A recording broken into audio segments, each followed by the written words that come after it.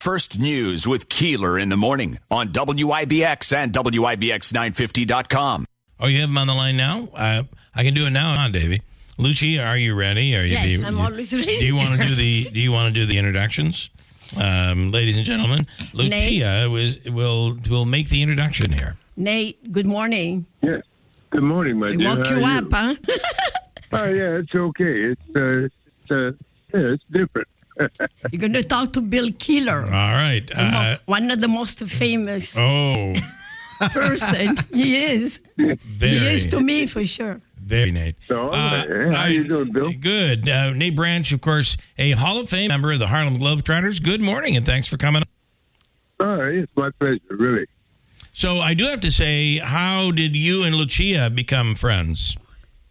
We met after one of the Harlem Globetrotter games, and she was so congenial and nice. She came after the game. She met us at the hotel, and she needed some autographs, and we just hit it off from there. That's pretty awesome. Nate, yeah. It's wrong. Somebody told me to follow you because I want an autograph because we were at the last row and I did not know what a Globetrotter was. I didn't know what it was, what they were, nobody explained it to me. And so then when they explained it, we came to the game and we couldn't buy tickets. They were sold out. So we bought it the last up there. Way in the upper deck. When we came down, my children were little. They wanted to see closer a little bit. So this was back a long way. It was impossible. Yeah, impossible. So then somebody said to me, sir, I said, when I met somebody, do you have, they told me, follow us to the hotel, one of the Globetrotters. I said, sir, do you have, can you give me an autograph with your picture for my children? He said, I don't have it, but if you wait for Nate Branch, he said he has it. Nate Branch. I'm not going to remember his name. Right. You don't know. You know, he said he has a beard. Okay, look for the person with the beard. when I talked to you and you got out, you were so kind to me and my children. My husband was waiting outside, and I said, sir, can I have your autograph? Do you have a picture? And you said, yes. Oh, my God, I was having for my children. They wanted. So then I said to you, when you left, there were people there who wanted autographs. They all come to you. I waited 10, 15 minutes. Gino was outside. He would not come in. Gino's her husband. Gino's my husband. I said to Nate, when he came out, he said to them, wait, I'll give you the autograph in a minute. I said, Nate, are you going to give it to me? Because he kept signing. Yeah. He said, yes. He went up, get the autograph, and give me the, what do you call it? The picture. Yeah. He signed it. And so then I said to him, thank you so much. I said, I wish I could buy you something. And I don't drink anything. I never offer a drink to anybody. Yeah, right. But I said, can I buy you a drink? And here's the door to the bar. And he said, okay. He said, if you could come with me, and your children. Yeah. I said, but I don't drink. I said, my husband is outside. We're going to end up in divorce court if I don't leave. Nate is one of the finest gentlemen in the entire world. Yes. After that, oh, you're so kind. You're kind. So I said, Nate, thank you so much. Oh my God, I wish I'd something. Yeah. He said, you figure husband is outside. You come back, he said, tomorrow morning. Tomorrow morning? Yeah. And he said, yes. And you ask for me, and we're going to have breakfast or brunch with your family. Awesome. That's what you did, Nate, remember? Yes. Yeah, I remember that now. He paid. You were pretty good. Nate, I reminded you sometimes. And then my husband wanted to pay. All the Globetrotters, they come, was in private, nobody in the hotel, was early. Right. And everybody, they came, he introduced each one to us, and they were so kind.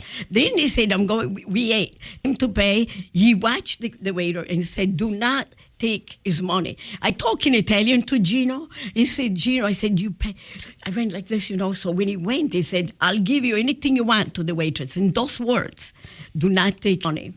So now, later, I went to buy him a gift. He said, come back from Syracuse. Come back, he said, tonight. Yeah. Went back. I brought him a gorgeous sweater in wool. And he gave us, I remember now. You remember? Yes. It comes back to me now. That's what the skunk is. He gave us, what did you give us? What do you call it? A jersey. Jersey. The most gorgeous jersey. I was in shock, That's awesome. The jersey just went back to Nate. Oh, it did? Yeah, it was a gorgeous one from time. Gorgeous. If you see the workmanship. So you gave it back to Nate? I give it back to Nate. How long, Nate? A month ago? A month and a half? So about that, yeah. Tell them why. Go ahead, Nate. Because all of my possessions, my house burned down. Oh, my God. I lost all my memorabilia, all my trophies, all my plaques and everything, and all my uniforms. Oh, my God, that's terrible. I didn't have any relics from the Globetrotters, but the only existing jersey that I know and that she sent back to me.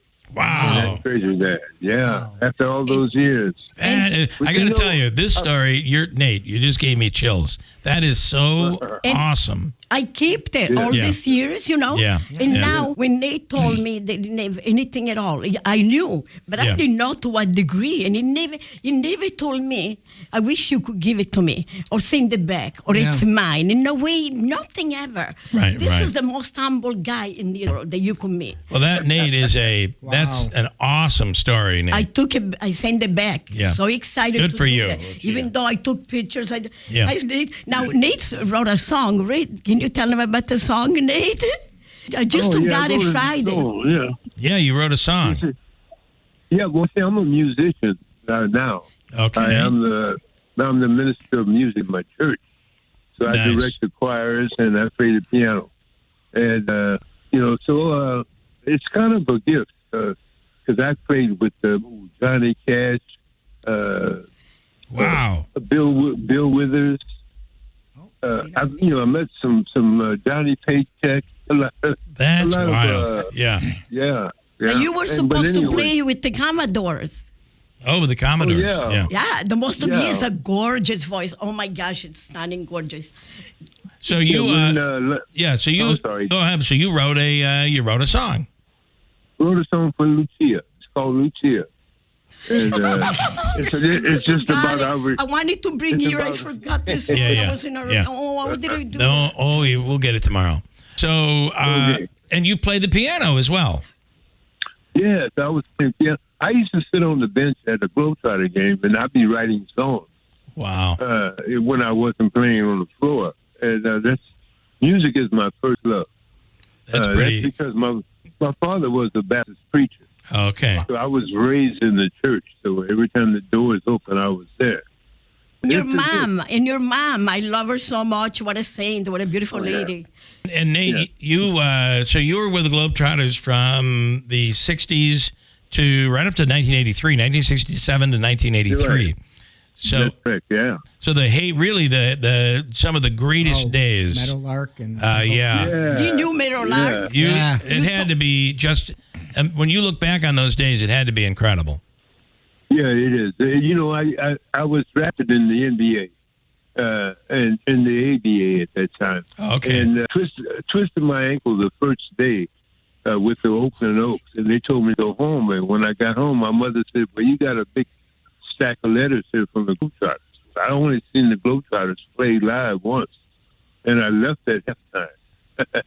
So I was in Chicago to work out with them to get my ankle back in shape, and they made me the same offer as the NBA team did. And so I ended up, I had just gotten married in October. Yeah. I mean, in July. And I hit the road in October, and I didn't get back home till Christmas. But we played 300 games a year. Wow. So it was a sacrifice when you're a family. How about? But anyway, it's an experience that I wouldn't trade it for anything. I'd do it again. Hey, Nate. Because you meet so many beautiful people. Oh, I bet. Yeah. Nate, who did you play college for, and what are your thoughts about the state of college basketball today? Well, it's changed so much. I went to the University of Nebraska, spent 4 years there, and that was an experience. But it seems like the game of basketball now has changed so much. Because in my day, you were either right-handed or left-handed, predominantly. But I look at these guys now, and they're ambidextrous. They're using both hands and they're doing everything. So the skill level has really been elevated. No three-point play, right? back That's back right. in your That's day. right. Can you imagine some of the guys in the earlier days with but then in those days, if you took a 3-point shot, you'd be sitting on the bench because it was all about plays, working plays. Well, I got today. If you don't take 3-point shots, and it's I was watching the Syracuse game a couple of weekends ago, and I'm like, God, they go to the basket. Why the 3-point shots? They keep missing these 3-point shots. That's right. That's right. You don't really see the individual skills anymore. Right. Right now, it's all about shooting. Yeah. In the old days, you could see a guy one-on-one. There is no more one-on-one. Right. Yeah. Yeah. Yeah, it's a completely different style of basketball today. By the way, when you were with the Globetrotters, you were also comedian. You're a comedian. You're a musician, but you're also an actor. You were on a lot of oftentimes you'd see the Globetrotters show up on TV shows. You were on the White Shadow. You were on Wild World of Sports. Gilligan's Island. You were on Gilligan's Island. Right. Yeah, and then we had a cartoon show. I remember that. And then we also had a thing called the Popcorn Machine with Rodney Allen Rippey. The little kid used to do the Jack in Box commercial. Yes. You guys are too young to remember that. Yes. But yeah. So that, like I said, I meet guys in the NBA, and they're saying, and I realize there's no way in the world they're going to experience the cities and the people that I've been to. Yeah. I'll sit and watch a movie on TV, and they'll be in a city over in Europe somewhere, and I said, dang, I passed that place there. After a number of years, you drive by the Eiffel Tower in Paris, and you don't even look up. You get so used to it. Yeah, it's true. It becomes, once you see it over and over again, it's not special anymore. No, that's true. And what a heyday of the Globetrotters. You played. I'm not comparing the old Globetrotters, your Globetrotter days, to the Globetrotters of today, but it was different, and it just seemed that you were, if there was ever a time where it was at its greatest, it was during the time you were playing. Yeah, you can really, you had to have skills. You watch a Meadowlark shooting a half-court hook shot and making it, and I've seen him make 3 in a row one night. Wow. Curly Neal shooting a 2-hand set shot from half-court. Seen him make 4 and 5 in a row. It's the skill set today is different with the Globetrotters now. It's more of entertainment than believable basketball. I'll put it that way. Yeah, I completely I agree. It's completely different. I knew a kid actually who went to Hamilton College who was a basketball player, and he actually was on the Generals team that you guys used to play against, which was just, the Generals, every night you may have won 300, but they were going to lose 300. Yeah. That's true. But they beat the Globetrotters one time. Yep, exactly. They did? Yeah, but they did. Yeah, because the scoreboard had the scores wrong. And Globetrotters thought they were ahead, but they were really behind. But see, that game, I wasn't there. See, there you go. See, you have never lost. Nate, I've never lost a game. Nate, you dated Yes, Aretha Franklin sister. Oh, sister, yeah. Elmer Franklin, yeah. He would never tell you. Yeah. He would not brag. He would not tell you. But I met Aretha Franklin's son, Antonella, in private. And then when I told Nate, that's when he told me, because he is so humble. I get things out of Nate like I pull. Yeah, you do. Well, I know him so well. Like it's family. Yeah. Well, Nate, we want to just thank you for. I know you're West Coast, right? So this is early in the morning. Yeah. I thought they stopped at 5 o'clock in the morning. I called twice, right, already? She's been calling them all morning long. So. No, it's my pleasure. I enjoyed it. Well, we appreciate you coming on and all of what you have done. And the beautiful part is what you're still doing with music. That's so cool. Oh, it's so... I appreciate the song. It's let me say this. Yes. When Lionel Richie left the Commodores, They wanted me to be the next lead singer. Wow.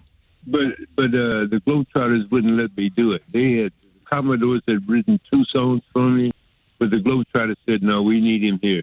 Wow. And, wow. And you have a lot more stories than that, Nate. Yeah, I'm sure. Oh, yeah. I'm sure you do. And when I met Lionel Richie in New York, he said, man, I heard you. You're going to be fine.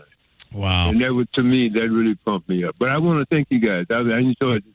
Well, thank you so much. We'll get the song you wrote for Lucy, and we'll play it on the radio tomorrow. All right, my friend. Right. We love you, Nate. Tell your wife, hug her from me. I love you. Bye. Yeah. Take care of that lady. She's my best friend. We will. All right. Thank you, Nate. All right. Love you, Jay. Thank you, Bill. Bye-bye. All right. Thanks, Nate. Nate Branch. Really, you can tell, one of the nicest people you'll ever get to talk to, right? If you were present with him when he came to my home the first time, and they was after all that, oh my gosh, you could not be more comfortable. Yeah, I bet. And I met all the Globetrotters in my home, all of them, parties, all that. Remember when you came with me, yes. And they would not open the door back there? Yes. They said, they didn't believe us. That was the last time they did that. It was the local people. It wasn't. They wouldn't let us, right. The local people didn't believe me. Yeah. And Bill is with me. She's like, I know them. But the security guy's like, I'll bet you do. You know okay. They were stupid, actually. Well, remember when they told him, he came down. Yes, he did. And then when he came, we got in immediately. Yep. He said, I'm sorry. Yes. And he said, when they called him while he's with us, they said, the game is about to start. He said, the game will start 10 minutes late. Remember? I do. Yeah, I do. So how tall is he, Lucia? How tall? Yeah. He's 7-something. Yeah. A little taller than you. A little taller than you. He's 1 inch taller than me. About a minute. For 1 inch, Lucia, thank you for that. Thank you. Very nice. I'm glad we got to talk to him. What a nice guy. Yeah. And think about, he played in the 60s when it was, I'm not trying to knock what is done today, but it's just not the same. It's not. I mean, that's a lot of times these are guys that don't make the NBA. Right. And, but today it's just different. And think about the racial issues that were going on. That's a big That's where this all came from. A big piece. You think back during his years in regards to it. Mm-hmm. I mean, you still had college teams that were, I don't want to he started, but there were 67 all white teams. There's still the story of football traveling to the South and, black players not being able to stay in the hotel. Yep. That was like 1972, 73. Wow. So it just shows you what they were going through back then. That really was, if you think about it, the NBA kind of tries to steer clear of the public. Yeah. The Globetrotters embraced the public. Embraced, yeah. No doubt about it. It was really something special. But the Globetrotters, when I was told do the Globetrotters were, and we went to the game, and then all this happened, it's the history. I know all the Globetrotters and everything, everyone, and they all know me. But I look at them and I don't remember their names. Say, I'm sorry, do I know you? Yeah. She needs the Prevagen. Prevagen, I like it. All right, Luz, thank you. That was very, very nice. I do have to break. Hold tight. We'll come back and wrap it up here for Monday morning. Thanksgiving week. I didn't want to say, I can't believe it's already Thanksgiving, but I do feel that way. I can't believe it's already Thanksgiving. And my wife, who gets a couple of days off from school, says, it couldn't come soon enough. We'll break at WIBX.